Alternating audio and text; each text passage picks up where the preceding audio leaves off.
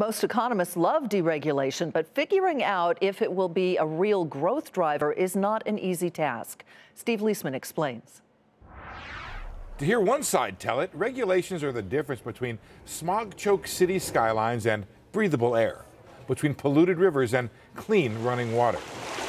But to hear the other side tell it, regulations depress growth and kill jobs. We have undertaken a historic effort to massively reduce job-crushing regulations, creating a deregulation task force inside of every government agency. President Trump has promised to eliminate 2 regulations for every new one put in place.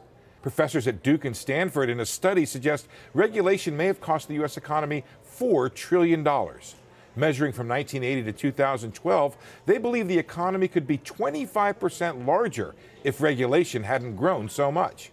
Increasingly, you have to hire people just to comply with the regulations. These are folks that are not producing the services or the goods where the profits come from. So what our research shows is that there is now almost an unacceptably high cumulative cost of regulation. It's a burden. The study found a massive rise in the number of restrictive words in the federal code. Words like shall, may not, and prohibited.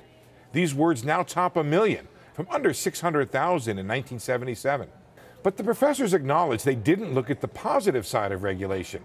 They agree that health benefits from cleaner skies and safer workplaces and food may not show up in most growth measures. You know, you really can't find deregulation impacts in prices or growth. And it's really, really important not to forget the benefit side of the equation. And that's often missing in the research. To critics of deregulation, the financial crisis of 2008 is the best example of the cost of going too far and loosening up too much. $11 trillion of wealth was lost, in part because financial derivatives and banks had been heavily deregulated.